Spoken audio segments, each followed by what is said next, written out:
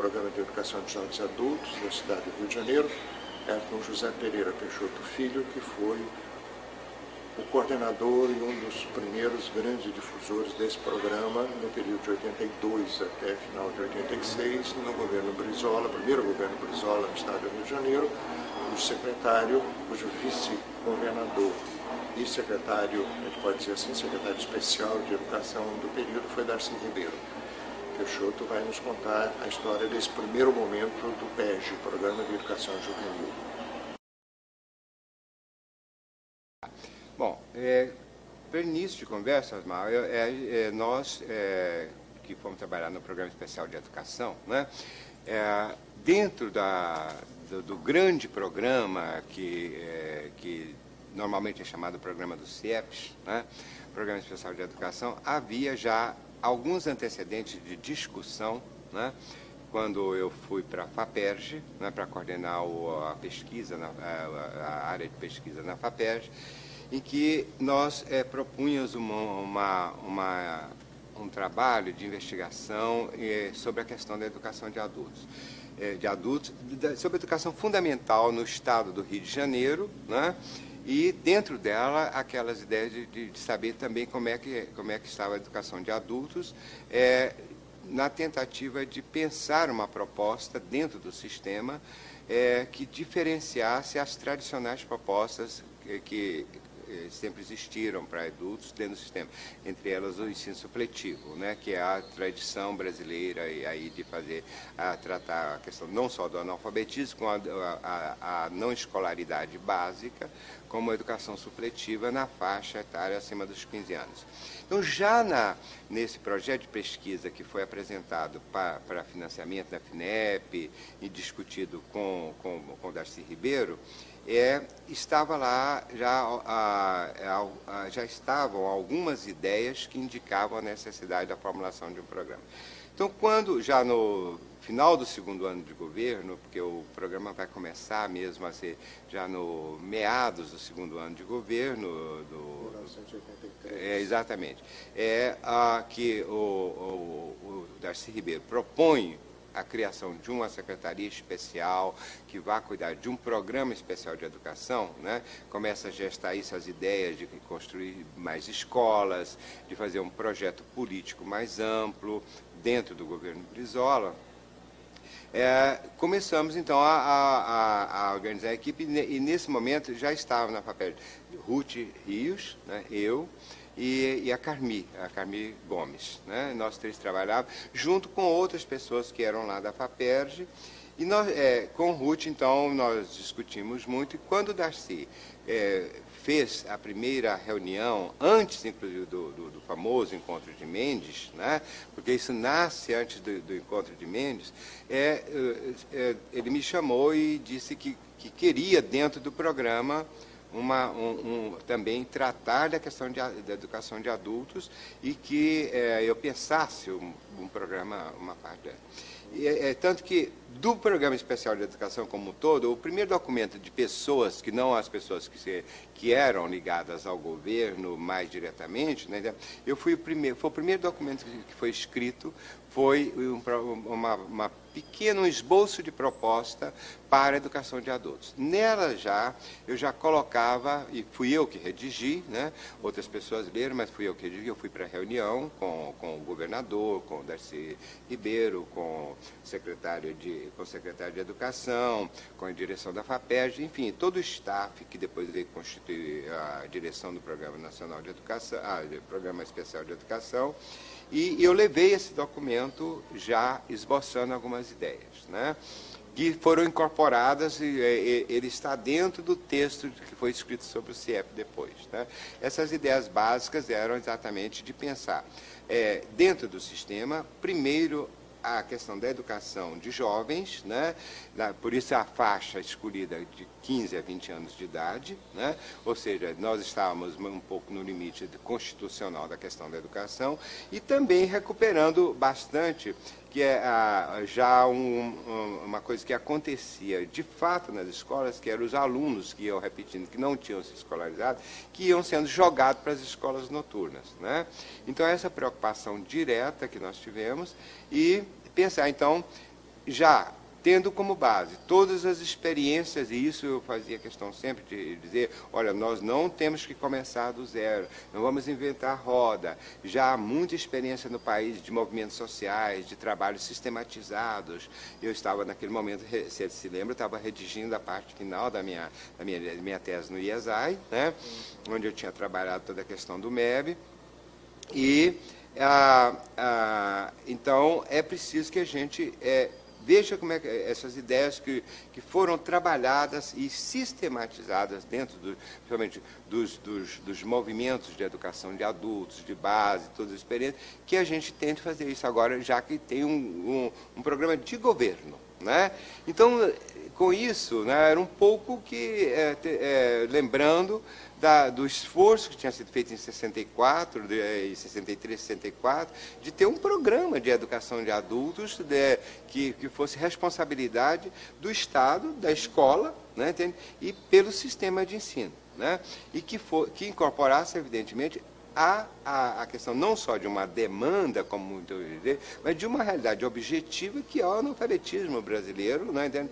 E eu sempre dizia naquele momento que ou o Estado brasileiro, junto com a sociedade, se responsabiliza por isso, e isso eu penso até hoje, ou nós não teremos saída para a questão do analfabetismo e da não escolaridade básica da população. O Brizola sempre se referia de uma preocupação que ele tinha, e o Darcy especificamente, né, ele estava muito mais preocupado com os jovens, ele achava que a questão dos adultos tinha que ser pensada diferentemente, entendeu?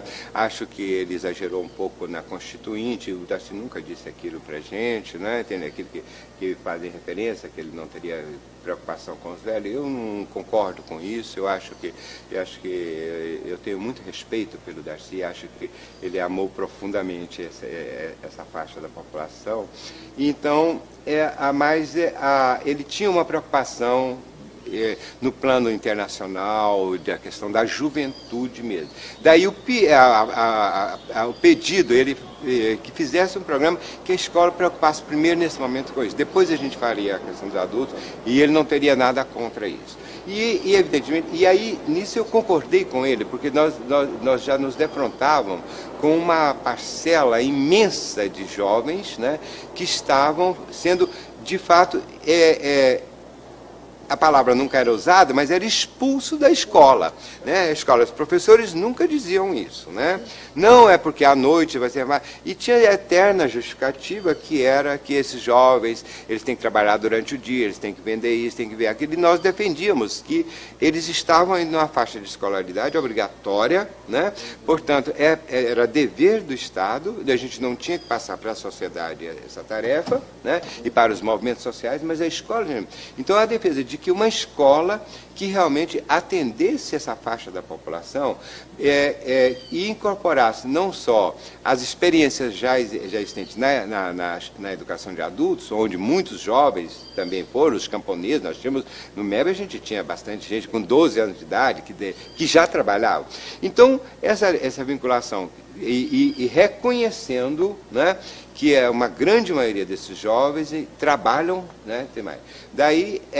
Mas que, para eles, a escola tinha que pensar algo que se preocupasse com esses aspectos, né? Ou seja, os seus sentimentos, o próprio processo de desenvolvimento afetivo, biológico que eles ainda se encontravam, né? Eram adolescentes ainda, muitos deles, né? Mas também sem muita discussão, não precisa discutir muito isso, é saber que esta faixa que não tem escolaridade básica e não está alfabetizada, ela já está imersa de alguma maneira no mundo do trabalho, né? Eles para a própria sobrevivência, eles têm que realizar alguma atividade, porque é a faixa que a gente oculta, né? A gente chama de adultos, disso, daquilo, mas esquece de dizer que são os pobres, né? São os pobres que não têm escola, né? Não é problema da classe média, não é a juventude da classe média. Então esse recorte foi fundamental. Daí, e isso eu já levantava na minha discussão da minha dissertação e vinha discutindo isso há mais de 20 anos, que nós precisávamos trabalhar com categorias que fugissem a algumas discussões sempre colocadas na perspectiva dos programas de educação de adulto e do supletivo, como, por exemplo, né, a andragogia, todas essas discussões que eu acho uma bobagem, mas, em todo caso, as pessoas defendem essas ideias. Eu me canso um pouco essa discussão, mas, de qualquer forma, acho que ela foi colocada. Eu disse, olha, nós temos que pensar jovem, Brasil, e localizar isso no Rio de Janeiro. Portanto, temos que pensar programa, e daí a nossa discussão, quando você perguntou a referência ao que existia, né, é um programa e não um projeto, né? Nós não estamos pensando em fazer mais uma experiência, um projeto. Nós temos elementos já no Brasil e na América Latina para pensar esta juventude, esse adulto analfabeto, de maneira mais sistemática, do ponto de vista pedagógico, político, e tentar fazer um programa amplo dentro da escola, né? Ou seja, mas havia já. Então, nós fomos informados que existia um projeto, daí essa palavra PEG, né? Um PEG, um projeto de educação, na Lins Vasconcelos. Eu fui ver o projeto, era uma coisa... eles tinham lá um trabalho com os jovens que para mim, se apresentou muito mais como uma complementação, os jovens que à tarde não tinham ocupação. Então, eles tinham aula de reforço, aqueles que não estavam na escola trabalhavam alguma coisa de linguagem, de atividades culturais e tudo mais, que era uma coisa que eles faziam. Agora, isto não foi o que deu origem ao Programa Especial de Educação. Nós tínhamos ideias já incorporadas, inclusive uma coisa fundamental que diferencia, para nós que fizemos o programa, era fundamental que a categoria básica pedagógica já era mundo do trabalho. Isso a gente não abria mão. Em 82 já. Já em 82, porque nós já tínhamos aprendido isso nos anos 60. Né? Já nos anos 60 a gente já sabia que como fruto da realização humana, como fruto da luta pela vida, né? Ou seja, o mundo da cultura que Paulo Freire nos mostrava, ele se realizava e se dava através do mundo do trabalho humano. E aí aparecia a discussão que eu costumo resumir o seguinte: não é para, é ir, né? Não é para, é ir, não é educação para o trabalho, é educação e trabalho, né? E por que isso, né? Porque essas duas pequenas palavras vão dar o tom ideológico da questão, né? Ou seja, nós estávamos fugindo do supletivo exatamente, ou de qualquer processo que pensasse preparação de mão de obra, ou pensasse, era a escola como direito humano. Então, essa escola como direito humano, ela tinha que ser pensada como preparação no mundo da cultura. A cultura como sobrevivência, a cultura como luta da vida, a cultura como mais, mas isso como realização. Então, que a escola, muitas vezes disseram, bom, mas vocês estão propondo nada diferente. Eu digo, estamos sim, porque a questão é que você pensar que os pobres só devem ser pensados para o trabalho, né? Você já está, de uma certa maneira, retirando conteúdos formativos, né, que são necessários para o próprio processo de desenvolvimento do jovem. Né? Daí, então, toda a preocupação de a gente formular um programa dentro da escola, com professores e com professores que tivessem competência nas suas áreas. Né? Se você olhar a formação da equipe, ela é composta de pessoas que vêm das áreas que tradicionalmente compõem o mundo ocidental do ensino, né? Ou seja, gente formada nas áreas das ciências biológicas, da saúde, da matemática, da física, das línguas, né? Pessoal da área de artes, né? Enfim, das ciências humanas, várias pessoas das ciências humanas. Então, nós tínhamos uma preocupação, né, que esses jovens recebessem a mesma escola. Quando eu estou falando do sistema, eu estou querendo me referir ao seguinte, né? A responsabilidade do sistema de ensino que é proposto, mesmo que seja aquele do status quo, o que esteja presente, que se ele tem responsabilidade de alfabetizar as crianças, de dar escola básica para as crianças, esse mesmo sistema, no caso Brasil, né, dado o grande número de pessoas sem escolaridade básica, ele tem que ter a responsabilidade também. Por que isso? Porque essa parte da sociedade crescer para jovens. Para jovens e adultos. Para jovens e adultos. Então, mesmo que seja um sistema estabelecido. Então, veja bem, por quê? Porque a tradição brasileira foi sempre de entregar a alfabetização de adultos. Isso está retomado agora. A alfabetização de adultos e a não escolaridade básica aos bons de coração, às comunidades, à generosidade humana, aos empresários bondosos. Né? Caritativo. Ao caritativo, ou seja, é sempre objeto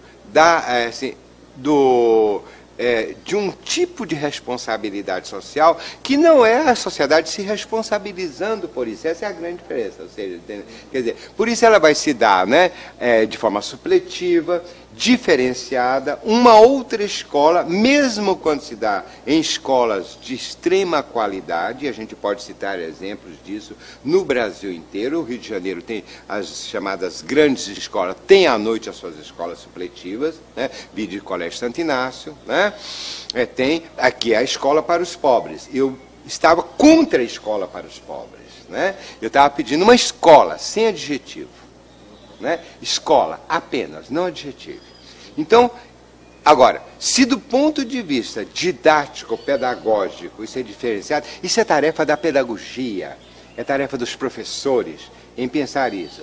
A responsabilidade político-ideológica e social, ela é do Estado e da sociedade. Essa é a minha percepção.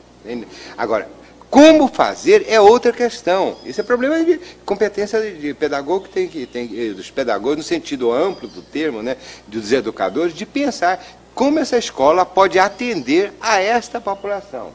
E é isso aí nós já tínhamos aprendido em 58, Osmar. Né? O Congresso de 58 já aponta para isso. Né? Aponta claramente, ou seja, é diferente fazer isso à sala de aula, é diferente.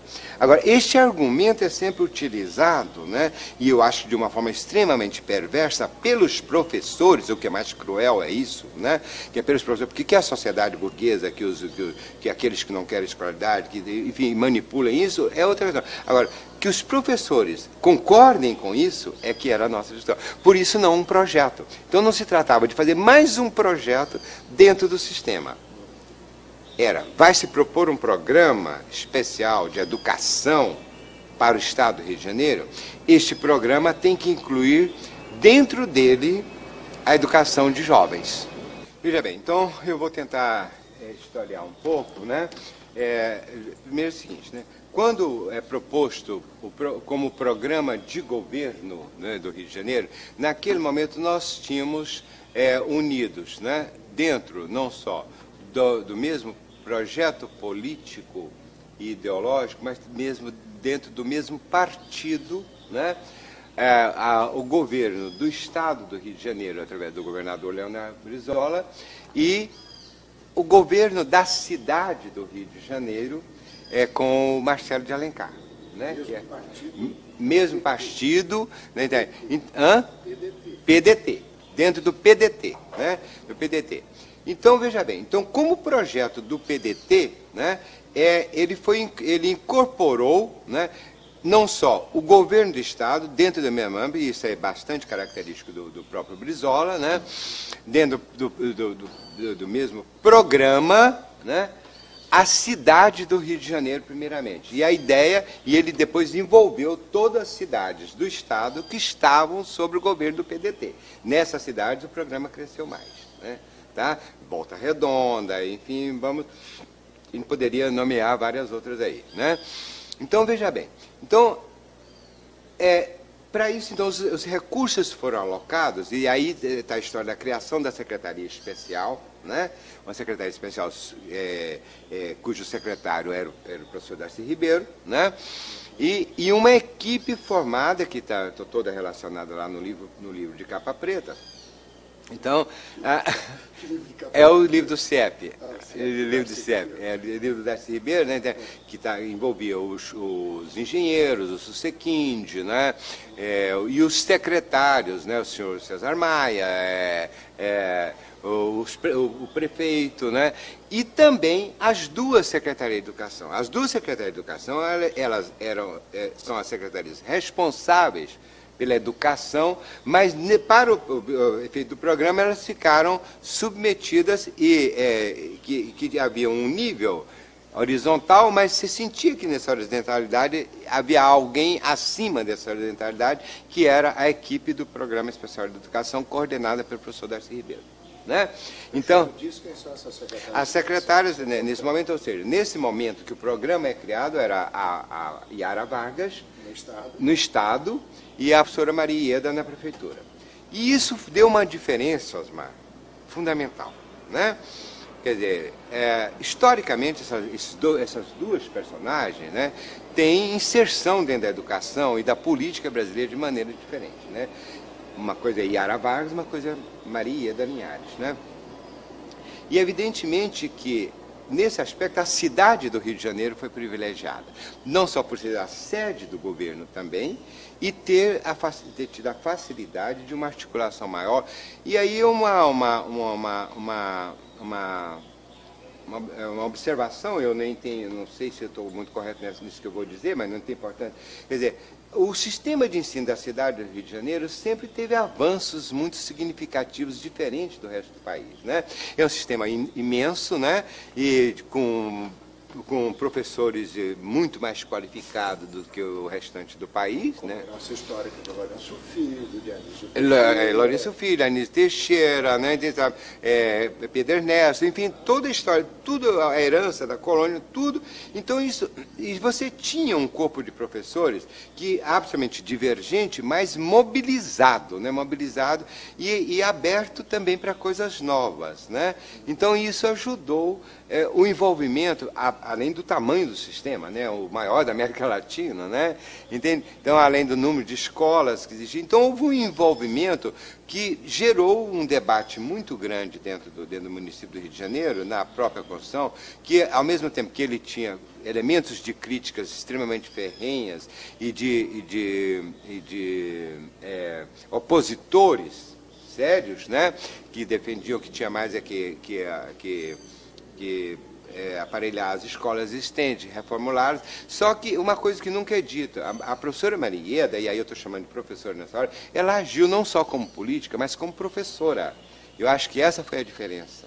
Ela entrou como uma educadora, né? E, nesse sentido, ela tinha o maior cuidado com as escolas municipais. Eu sou testemunha de várias vezes as discussões da professora Maria Ieda, dizendo o que vai entrar para o CIEP de material, o que vai entrar, tem que entrar nas escolas. Ela defendia isso com unhas e dentes. E defendia também a própria reformulação, tanto que ela vai, um dos primeiros atos dela é recuperar a escola argentina. Né? Então, e ela tinha um cuidado muito grande com isso. Então, enquanto que o Estado, a Secretaria de Estado de Educação, ela guardava um ranço muito mais conservador. Né? Muito mais conservador, e evidentemente, e aí depois eu toco na questão do programa de educação juvenil, a dificuldade maior foi lá, né? Esse ranço conservador, ele era herdeiro, ao meu ver, dos processos políticos que o Estado do Rio de Janeiro passou. A gente brincava, inclusive, que se a Secretaria de Educação recebesse todos aqueles que estavam lotados lá num certo dia, o prédio iria cair. Iria cair, né? Tal a quantidade de pessoas que eram lá. Né? Porque, evidentemente, e a gente sentia, né, isso muito fortemente lá dentro, não só uma resistência a qualquer processo de mudança, mas uma resistência política partidária, e aí não era só da direita. Né? Ali dentro estava enraizado, dentro do PMDB, dentro dos partidos de esquerda mais diversos, PCI, todos os partidos que existiam, que estavam articulados dentro, uma resistência imensa ao Brizola, localizado no Brizola, e evidentemente isso é de conhecimento público, tudo que se dizia ele construiria escolas para seu projeto de presidente, coisa que ninguém nega, mas que me parece que prejudicou profundamente o desenvolvimento de um projeto pedagógico, porque houve uma resistência muito grande lá. E enquanto a Iara Vargas esteve lá, nós tivemos muita dificuldade. No caso especial da educação de adultos, né, o Estado é quem era responsável pela educação supletiva. Havia lá dentro uma secretaria, não sei se uma secretaria ou um departamento, ou seja, um órgão específico para tratar o supletivo, que era comandado por uma quantidade de pessoas, e acho que ele até se deslocava da secretaria, eu não tenho isso muito. Havia no Programa Especial de Educação uma preparação dos professores, um treinamento dos professores, né? E a palavra, na época, todo mundo criticava, e nós não tivemos medo dela. Nós nunca tomamos treinamento no sentido, digamos assim, mecanicista do termo, né? Nós sempre pensamos esse treinamento como um processo de formação de professores.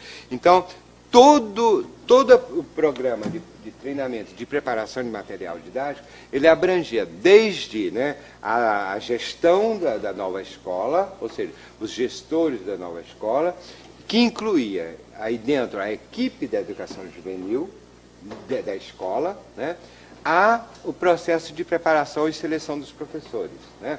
Então estavam sempre juntos Lia Faria, né, como coordenadora do programa, né, Cecília Conde como coordenadora da animação cultural, a Maria José Padu como uma das gerentes do programa, e eu, por causa da escola noturna. Sempre. Né? Então, quando se tratava da seleção de professores, nós chamávamos, a secretaria mandava, nós selecionávamos professores para a educação infantil, para a educação, para a casa para os alunos que iam morar no CIEP, para a educação de quinta e oitava série, mas também os professores da escola noturna. Nesse momento, inclusive, muitas vezes a gente não usava a palavra educação juvenil, a gente falava os professores que vão trabalhar à noite. Né? Porque nós estávamos preocupados que não houvesse, e havia muito essa ideologia de projeto, né, na escola, aliás, isso percorre até hoje, né? É um negócio que eu acho complicado. Então, nós falávamos, os professores que vão trabalhar à noite. Então, quando nós fazíamos a seleção, ou seja, cada CIEP que era aberto, ele era aberto com toda a equipe, né? Mesmo que não houvesse alunos para a escola noturna, porque eles demandavam, né? E aí era um procedimento que às vezes ficava diferenciado, Marilda até lembra um pouco disso, entende? Que muitas vezes, para as crianças, você lotava em um dia, né, entendendo uma coisa, o apelo era muito grande. Mas para a escola noturna, nós já tínhamos a experiência anterior de ter que muitas vezes buscar esses alunos. Então a gente fazia todo um trabalho, reunia com a comunidade e discutia com os pais e aos poucos iam aparecendo e nós defendíamos as classes de 15 alunos, né? Nós propusemos isso e, para minha surpresa, o Darcy defendeu isso, né? Que as classes deveriam ser... Minha surpresa porque ele nunca quis classes cheias, né? Mas era de se esperar que tivesse o mesmo número de crianças. Ele aceitou o argumento na maior tranquilidade, né? O argumento pedagógico, né? De acompanhamento mais direto desses jovens, porque nós propomos ou classes de 15 alunos, ou então, se esse número for maior, nós teremos que ter 2 professores. Essa era a contraproposta, né? Então era mais fácil do ponto de vista, inclusive, de custo, é o objetivo, né? De ter um professor só e ter 15 alunos, né? Então, essa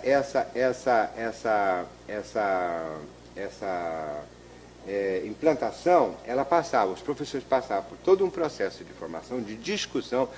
Toda a leitura que nós fazíamos, nós colocávamos professores, né, nós dávamos os textos para eles, não só do programa, mas as leituras fundamentais, fundamentais para a fundamentação do programa era também passado para eles, né? E nós tínhamos todo um processo de treinamento mesmo, né? Inclusive experimental, de mostrar como é que se organizava, passava de um tema gerador para chegar ao ato alfabetizador, a parte técnica. Isso nós fazíamos com ele. Né? Então, todo aquele processo do ciclo de cultura era trabalhado com os professores, né? E nós mostrávamos para eles a necessidade de saber a história de vida dos alunos, né? Isso mais ou menos era diferente no município do que no estado, e aí vamos entrar nessa história, porque o estado, naquilo que eu falei, tinha a tradição do ensino supletivo. Os municípios muitas vezes nos mandavam professores que vinham da educação infantil que já tinham avançado nessa questão pedagógica, né? Quer dizer, nós incorporávamos, quer dizer, aquilo que muitas vezes pensa que surgiu com a Emília Ferreira, né? Porque os documentos não estavam, mas foi no material didático do MEB de Goiás já estava, que era aprender a ler pelo próprio nome. Né? Então, quando nós propusemos que tinha que começar a alfabetizar pelo próprio nome, a leitura dos documentos, não estavam fazendo a Emília Ferreira, não. Pelo contrário, ela que tirou isso da gente. Isso foi em 63, né? Foi em 63 isso já estava lá, naquele material didático que está publicado. Né? Então, lá estava o Benedito e a Jovelina, que o Benedito e a Jovelina eu trouxe para o CIEP. Está claro? Ou seja, vamos ensinar a escrever o nome. Então, toda aquela questão, essa preparação dos professores, e os professores do município tinham mais ou menos já essa coisa, já tinha sido trabalhado com eles, necessidade de as crianças escrever o próprio nome, então era mais fácil. Então, havia essa dificuldade, mas nós não diferenciávamos, né? Quer dizer, implantar um CIEP no Rio de Janeiro, ou em Nova Friburgo, ou na Serra, ou em Cordeiro, ou em Petrópolis, ou em sei lá, onde nós fomos, né? Ou em Campos, né? Sempre ia, né? E quando a Lia não podia ir, ia uma das pessoas que era Roberto Lerer, Jorge Ricardo, né, que compunha a equipe da Lia, né? Que era o pessoal que estava. Era a coordenadora do programa. A Lia Faria era a coordenadora geral do programa, né? Ela tinha o status de uma secretária, né? De uma secretária de educação. Né? E isso, evidentemente, trouxe problemas políticos de todas as ordens. Né? Só não trazia muito com Maria Ieda, porque Maria Ieda tinha sido professora dela, e Maria Ieda, né? que estava muito acima dessas coisas, e sabia a hora que ela tinha que agir como autoridade, ela sabia, não tinha, mas no Estado isso gerava muita dificuldade. Né? Já no meio do governo, o Osmar, me parece que houve uma percepção dos prefeitos, né, de que, apesar de ser um projeto Brizola, aquilo também era importante. Então, a questão política vai sendo negociada e articulada um pouco diferente. Né? Quer dizer, por mais que o viés ideológico partidário passasse por esses prefeitos, começou a haver apelos. Né? E quando eles não tinham acesso, eles nos chamavam, né? Para poder falar que eles também queriam. E aí, quer dizer, eu também comecei a perceber que aí a passagem da Maria Ieda para o Estado. Isso foi fundamental. Né? Foi mais perto do final. Mais perto do final foram uns 8 meses, se eu não estou enganado, né? Antes das eleições. Ela sai e ela assume. Né? Acumulando. Assume acumulando, depois a subsecretária assume, que era a Maria Lúcia. Né? Nesse momento, quer dizer, veja bem, como de vez em quando a gente diz que algumas pessoas, a Maria era fundamental nesse processo, né? Porque cria-se algumas dificuldades no município para nós, do ponto de vista da secretaria, não do grupo que estava lá, porque parte da equipe dela ficou, mas parte da equipe foi com ela para o Estado. Tá? Laurinda, essa gente foi para o Estado com ela. Então, nós começamos a ter uma atuação mais intensiva dentro do Estado. É quando a gente implanta todo esse CIEPS rapidamente. Então, nós tivemos acesso dentro da Secretaria, nós passamos a trabalhar com sala dentro da Secretaria também. Nós tínhamos a nossa sede lá em Ipanema, né? Mas nós tínhamos uma sala que a gente trabalhava junto com o pessoal da Secretaria, que nós já tínhamos articulado e trabalhado muito bem no município. né?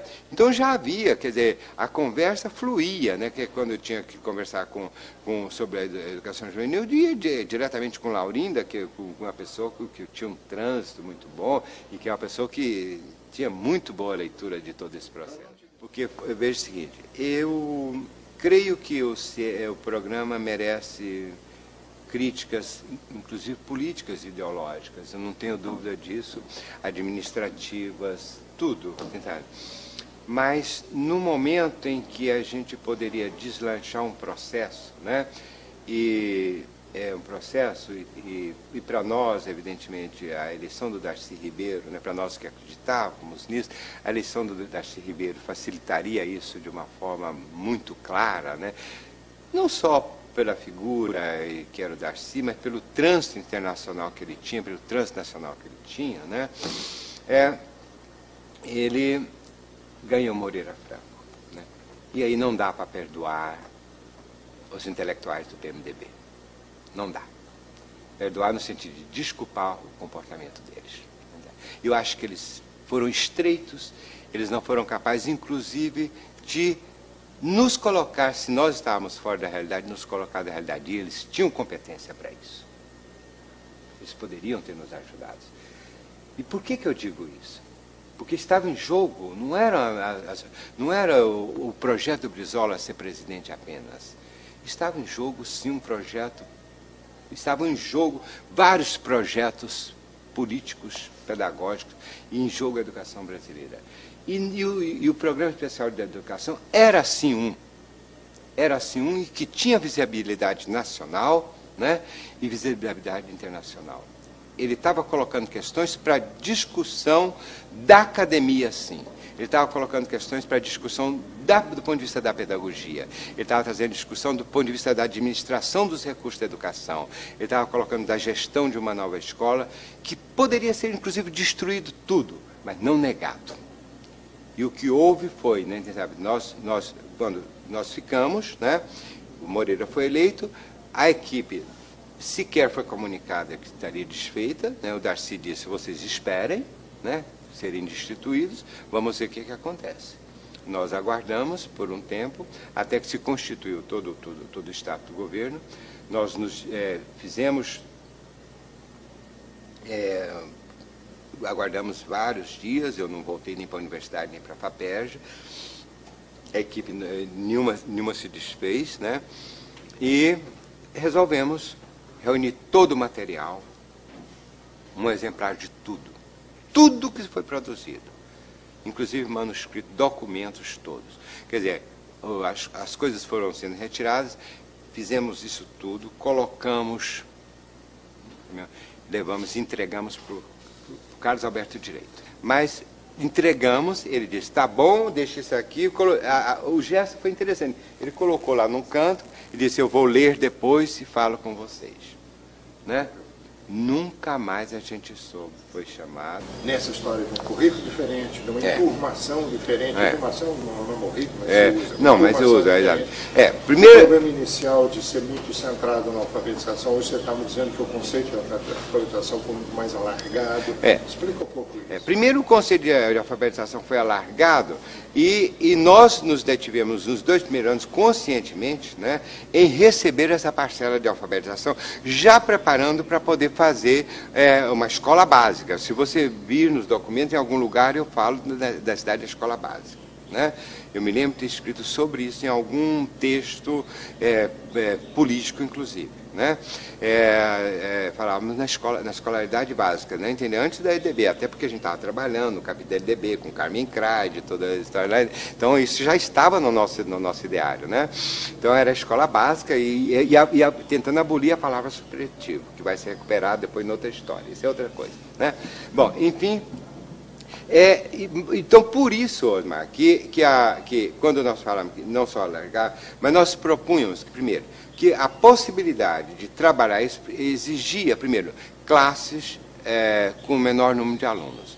Então, nós propusemos que, num período, né, cuidássemos desse aspecto amplo da alfabetização, que envolveria 2 núcleos, 2 blocos, a palavra bloco está lá, 2 blocos básicos, né?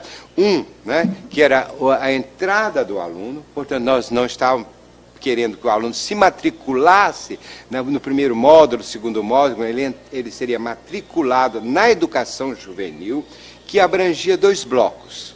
Um bloco que seria esse primeiro, blocos que se diferenciariam em conteúdos, mas que dariam continuidade àquilo que era o currículo, né? Ou seja, a alfabetização em linguagem, a matemática, a educação, sociedade e cidadania, saúde, corpo, né? Eu estou um pouco cansado agora. Artes e cultura, né? E a educação física estava englobada como programa de saúde. A educação física entra junto com a biologia e com a questão da saúde, né? Bem, enfim, se não me falha a memória, são esses os temas. Ou seja, nós trabalhamos já com temas geradores, né, que fossem mobilizadores do processo amplo de alfabetização e que permitisse alargar os conteúdos no segundo bloco. Daí a diferenciação. A primeira coisa, o critério de entrada, né? O recebimento do aluno seria de responsabilidade da escola e a sua avaliação, aliás, a avaliação, tem um capítulo lá que é específico de avaliação, a avaliação desse aluno seria feita dentro da escola, não só pelo professor da sala, mas junto com o coordenador que supervisionava todas essas salas. Então essa avaliação é que classificaria depois, podia ser até na primeira semana, mas podia ser até o final do ano, que colocaria esse aluno num processo de enturmação diferenciado, né? E permitiria saber que nível de leitura e de escrita ele já tinha, que nível de conhecimentos lógicos, matemáticos, que nível de conhecimento das ciências biológicas, da saúde e da natureza ele já possuía, né? Ou seja, essa leitura ampla de conhecimentos trazidos, que muitas vezes é defendido amplamente de uma forma abstrata, mas quando se trata de implementar, você tem que ter esse dado formal da escola. Nós estávamos propondo uma escola, né?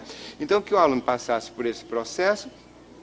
Esse foi o primeiro embate. O segundo embate era que há sempre um olhar que você, do ponto de vista dos projetos caritativos, sempre são pequenas experienciazinhas que vão desde a pessoa que trabalha na sua casa como doméstica e você escreve um livro depois, ou então você faz uma pesquisa, escreve uma tese, tá bom, melhorou, né? Escreve uma tese e tal, mas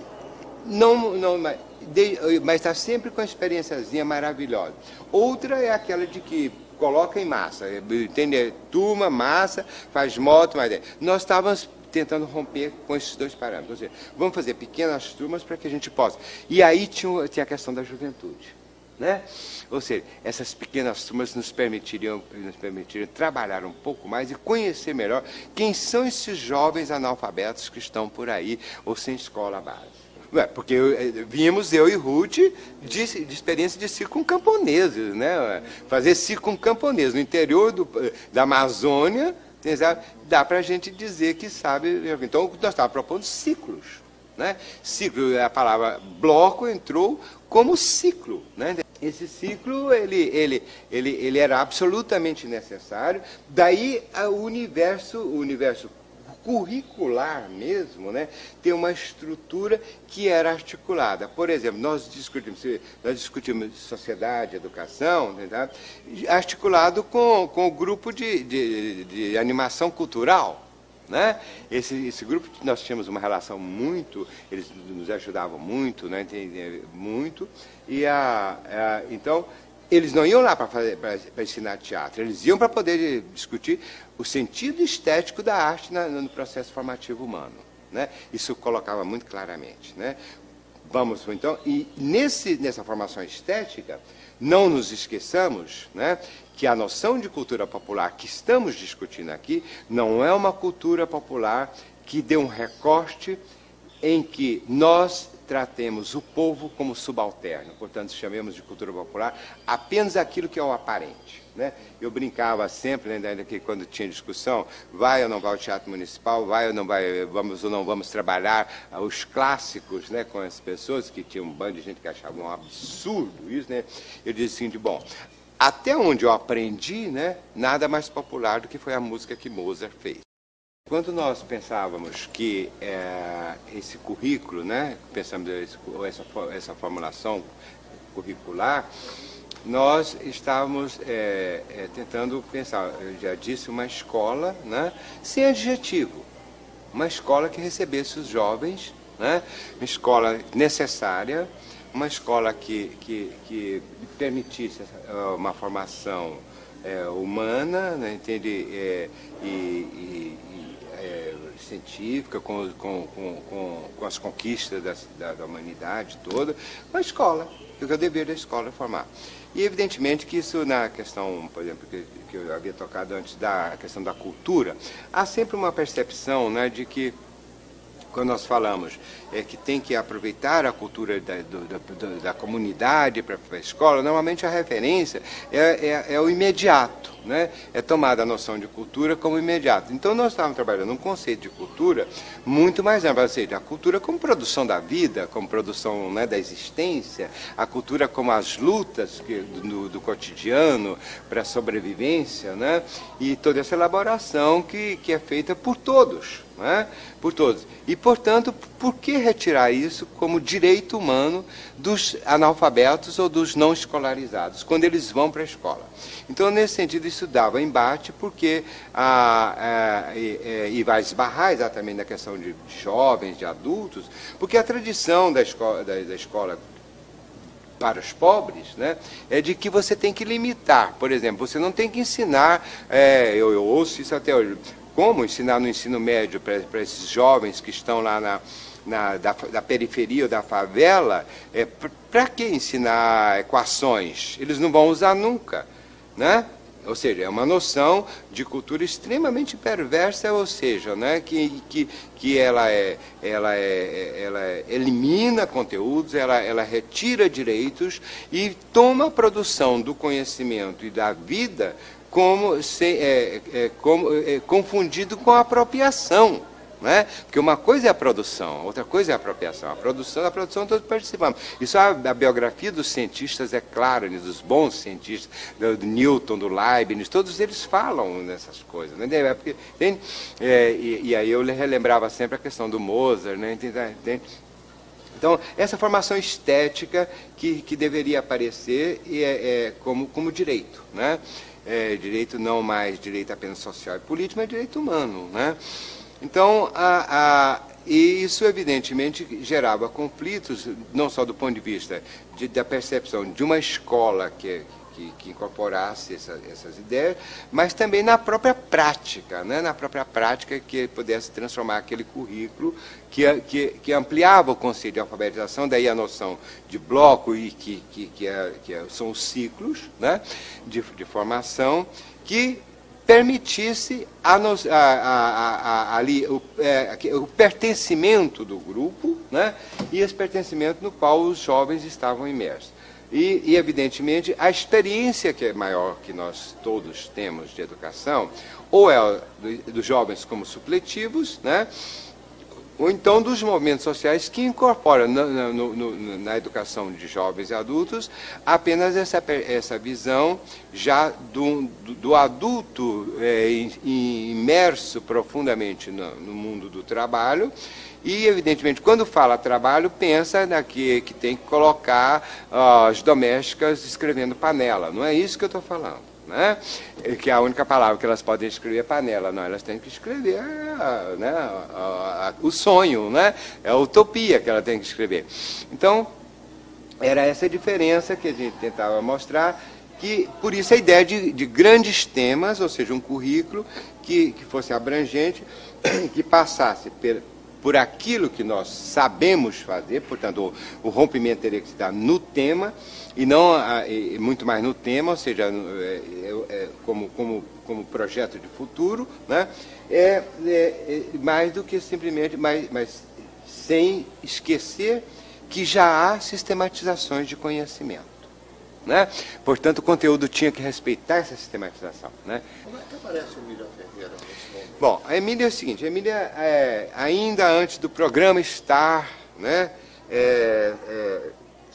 já difundido, do programa ser difundido, né, melhor, ele a Emília veio ao Brasil, ela já tinha relações no Rio Grande do Sul com um grupo ao qual eu conhecia muito, trabalhava Carmen Craide, Esther Grossi, o grupo do GEMPA do Rio Grande do Sul, que trabalhava com Sara Paim, com as ideias da Emília. Eu tinha já o relatório desse grupo, até porque há muitos anos de relações e de trabalho, eu trocava muito com eles, eu lia tudo que eles faziam, que era um trabalho feito em comunidades populares lá desde a época da ditadura, desde 72, que eles iam trabalhando com isso lá, de crianças que tinham consideradas analfabetizadas, com dificuldade, né? E que eles foram desmontando. Isso é um relatório muito bonito desse trabalho, e havia contribuições desse grupo, porque Esther Gross tinha estudado no Instituto Piaget, etc.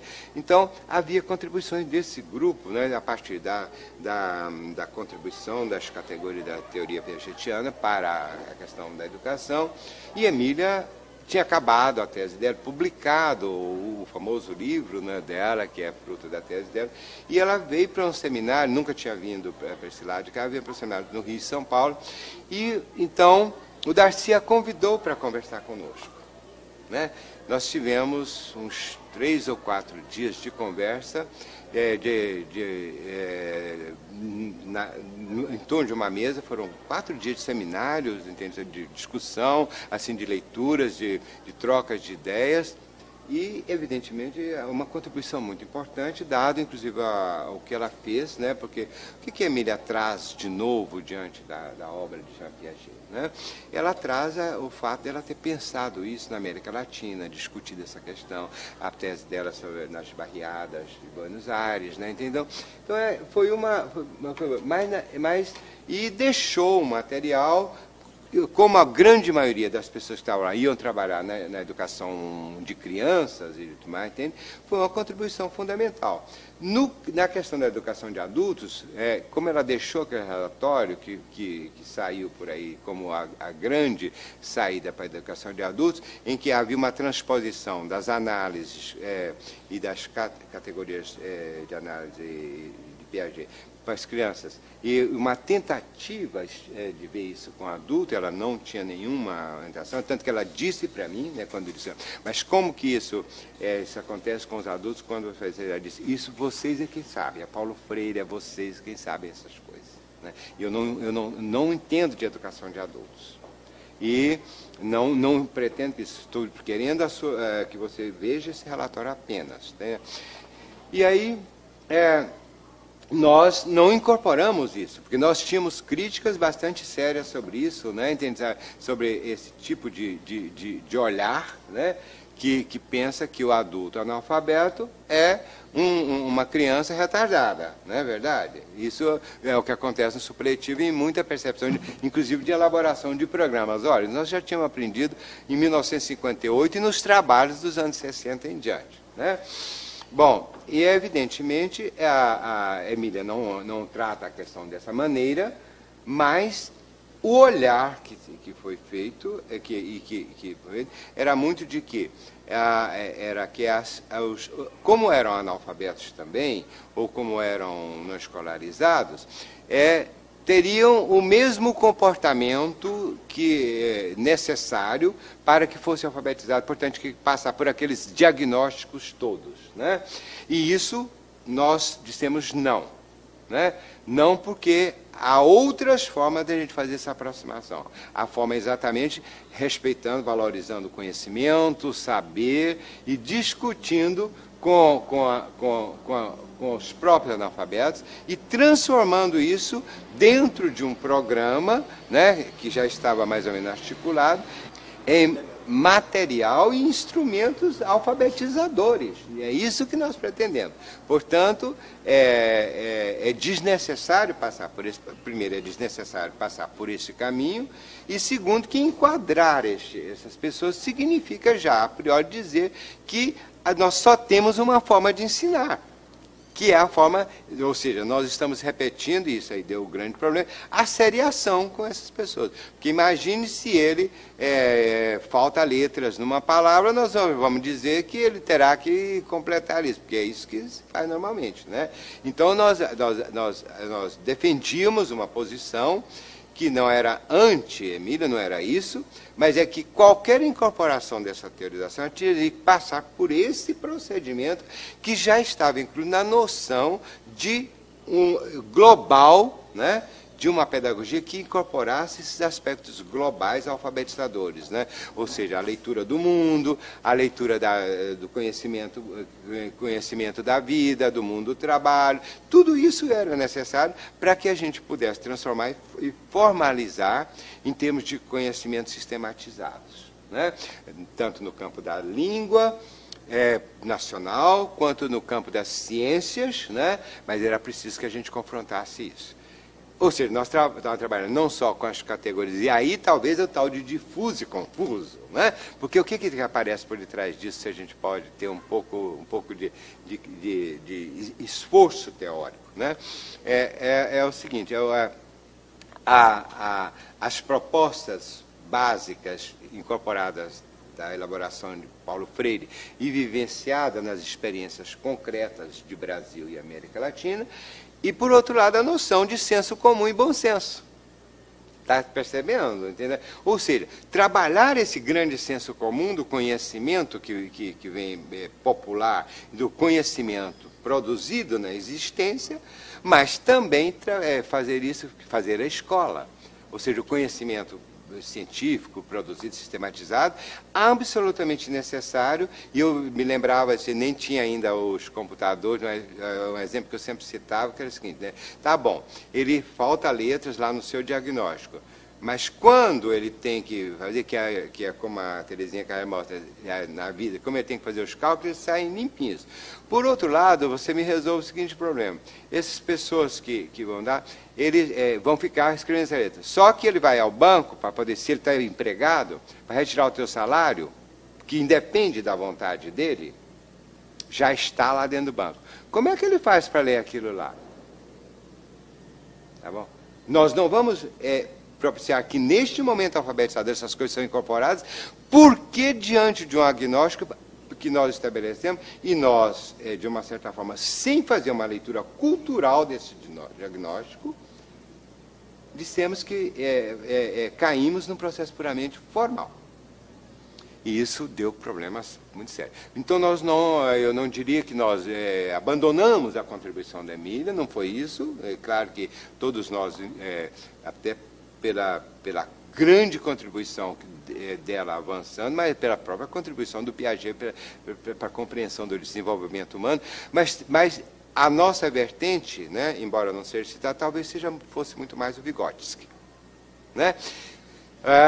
Por quê? Né? Nós estávamos trabalhando num conceito mais global, mais amplo de troca, né, de conhecimento, de noções de valores enquanto formulação de conceito, mais conceitual, e que avançasse, né, a partir desse trabalho. Ou seja, nós estávamos ao mesmo tempo com um pé na realidade, mas com o olho no universo. Aí é que aparece a questão da tua pergunta, Carrano, que é como lidar com essa dificuldade em que sempre a gente, na tradição, estiveram juntos os jovens, e muitas vezes muito jovens, e os adultos. Houve uma grande dificuldade dos professores em aceitar que a escola recebesse apenas até 20 anos, né? Para eles era fundamental que recebesse quem fosse. Tradicionalmente, a chamada educação de adultos sempre teve na sua sala de aula também jovens, às vezes muito jovens, e também adultos muito velhos, né? Então é claro que isso há um argumento que não é um argumento impertinente nem procedente, ele é real, que é essa possibilidade de troca de conhecimentos, de saberes, né? Que está também em várias teorias, né? Que se a gente vai no conceito de zona proximal, nós vamos encontrar isso também. Mas era de que era escola noturna, então tinha que receber quem fosse, e que seria muito ruim, né? Aí entra todo o aspecto de caridade, fechar as portas para as pessoas mais idosas. E nós estávamos defendendo um programa que recebesse os jovens e tratasse a especificidade dos jovens, né? Por quê? Né? O nosso argumento é de que esses jovens, não só têm questões que nós aprendemos ao longo da história da educação, e não só na experiência, mas pelos próprios argumentos que pode ter, do seu próprio desenvolvimento, que precisam ser discutidas, que são diferentes das questões dos velhos e dos muito velhos, dos adultos. Né? Por exemplo, né, que seria necessário, dado em realidade, nós nos defrontávamos com problemas simples. A gravidez infantil mesmo e adolescente, aumentando assustadoramente diante dos dados, inclusive trazidos pelos pediatras, pelos estudiosos da juventude. Né? Isso seria um tema importante discutir com os mais velhos? Sim, mas de fundamental importância está na questão da saúde com os jovens. Eles precisavam ser alfabetizados nisso. Eles precisavam enfrentar com essa cultura que não lhes dava elementos suficientes para poder pensar isso. Então, isso tinha que ser tratado do ponto de vista da juventude, sim. Esses jovens têm uma vida que precisava ser discutida, e a escola seria um espaço importante para isso. Né? Então, que aparecessem dentro do programa as questões dos adolescentes, dos jovens, que fossem trabalhadas através do currículo, sim. Né? E isso, e que num segundo momento nós iríamos trabalhar a questão dos adultos, até porque de uma forma difusa, assim, continuavam atendidos de alguma maneira. Ou seja, não se tratava da exclusão dos adultos, mas se tratava de pensar programas que incorporassem isso. E tinha uma questão, que eu não sei onde é que a gente coloca nisso, que eu participava dessa defesa, é preciso que esses jovens voltem à escola. E sintam a escola como seu espaço, como um local que eles têm direito e que eles possam, em que pese eles não possam estar no horário, com 15 anos, mas que eles sintam isso. Então, e os professores de educação física nos ajudavam a pensar, nós teríamos que pensar programas específicos para a educação, e aí vinha todos aqueles que defendem a terceira idade, a androgenia, todas essas bobagens aí. Né? Imagina, né? Eu vou pensar a educação da terceira idade para analfabeto. Né? São escolarizados, estou pensando em alfabetizá-los. Né? Não estou pensando, claro que incorpora o lazer, mas não estou pensando em terceira idade, gente que já tem, inclusive, curso superior, isso é outra questão. Né? Que é importante pensar, mas não aí nesse programa. Não nego que os jovens, junto com os adultos, os velhos e mais velhos, possam aprender com a vida deles. Mas eu me pergunto, a escola é para isso? Ou a escola tem um dever também de transmitir conhecimento? Eu acho que a gente tem muito medo disso, né? Nós inventamos que a gente não tem que transmitir conhecimento. Eu fico muito, às vezes, preocupado com isso, né? Eu acho que a escola tem esse dever também. Até porque esse conhecimento está privatizado de tal maneira, né?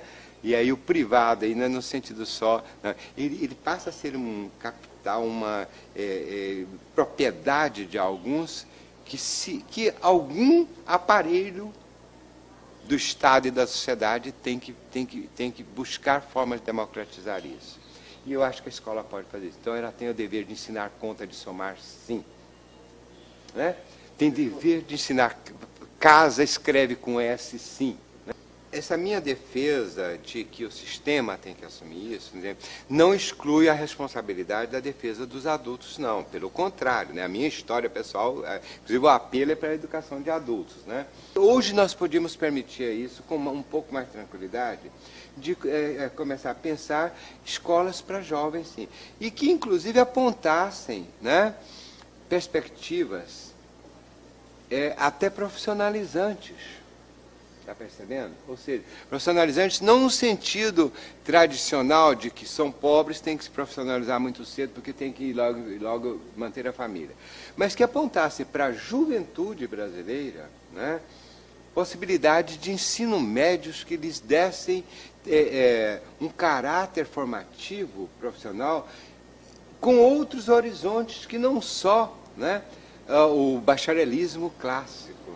Olha, no começo, nós incorporamos, inclusive, essa temática até por representantes desses grupos. Né? Nós tivemos, dentro da equipe, uma pessoa que era uma das lideranças do movimento negro no país, né? Ela era da nossa equipe, a Conceição, né? A Conceição foi parte da equipe da gente, né? E ela era professora, né? Ou seja, naquele momento, quando nós pensávamos, por exemplo, a questão das linguagens e da cultura, né? Ao mesmo tempo que estava pensando nos aspectos universais da ciência, né? Absolutamente necessário da escola, eu já referi a isso, eu defendo isso de unhas e dentes, a responsabilidade da escola de trabalhar esses aspectos universais, mas nós já apontávamos uma incorporação de trabalhar essa realidade ampla, e o Rio de Janeiro é privilegiado nisso, né? A gente tem uma diversidade não só cultural, mas étnica e racial, representada principalmente nas classes populares, né? Que era o nosso, onde a gente tinha que ter uma atuação maior. Então, nós incorporamos já a discussão de raça, gênero, valores disso, exatamente do ponto de vista de pensar, mais uma vez, a categoria do Paulo Freire, a questão da cultura, né? Como é que essa cultura, como produção da vida, se constitui em termos de formação de povo brasileiro, né? Quem é esse povo, né? Real. Do ponto de vista político, né? Chegou a passar a ponto de criar uma secretaria especial. Eu defendo que essas diversidades devam ser incorporadas não só no interior da escola, mas eu tenho uma preocupação, cara. Sabe? Que muitas vezes essa diversidade, quando se trata dos grupos populares, ela é lida meio atravessadamente. Ou seja, eu já ouvi muitas vezes, tenho ouvido, continuo ouvindo, né? Nós temos que trabalhar a cultura deles. E eu tenho horror a isso. Tenho horror a isso. Sabe por quê? Não é que eu não tenho horror de trabalhar a cultura deles. É mais ou menos aqui. Temos que apenas ensinar a eles a escrever as palavras deles. Né? Eu acho que isso é de um reducionismo, né? Quer dizer, nós não temos esse direito, né? Quer dizer, de definir isso. Nós temos que trabalhar a cultura. Onde essa cultura? E o que é o deles, né? O que é o deles? Parece que a gente se exclui disso, né? Eu fico sempre pensando, onde eu coloco um quarto negro, porque minha avó é escrava, né? Nasceu eu, né? Minha avó era escrava, né? Onde é que ele fica dentro de mim? É deles, então esse pedaço meu está onde? Não é verdade? Então, me parece que a minha preocupação é de que a gente não perca o horizonte da universalidade, universal do conhecimento e da responsabilidade de uma escola sempre universal, né? E saber que essa diversidade, ela está dentro dessa universalidade, né? Isso é difícil, é difícil. É difícil porque a gente sempre fez o outro lado. Chamou de universal o outro lado. E agora a gente está fazendo um esforço de trazer esse lado para cá. Mas tem que ter o cuidado de, quando fazemos isso, não fazemos também de uma forma excludente, né? De uma forma, não diria excludente, mas de uma forma que pode ter um caráter excludente e não perceber, né, que essa diversidade já está presente, independente da minha vontade e da vontade da escola. Ela entra dentro da escola e nós temos que aprender a lidar com isso, né? Então, me parece que hoje, quando nós tratamos esses temas e de uma forma bastante contundente, eu acho que tem que ser cada vez mais firme nisso, né? Para que vá rompendo, né, isso que sempre se chamou de cultura universal, tá? A cultura branca, letrada, ocidental, etc., etc., né? Todos nós sabemos, mas que essa incorporação não seja feita de uma forma em que o olhar da cultura popular, mais uma vez, seja o olhar branco nosso. Eu acho que esse cuidado nós temos que ter, né? Ter esse olhar. E aí a gente sempre fala, temos que trazer a deles. Não, nós temos que trabalhar a cultura. E saber que quando o menino toca o seu tamborim, né, ele está, como ensinou Paulo Freire, fazendo uma cultura tão importante quanto o menino que toca o violino.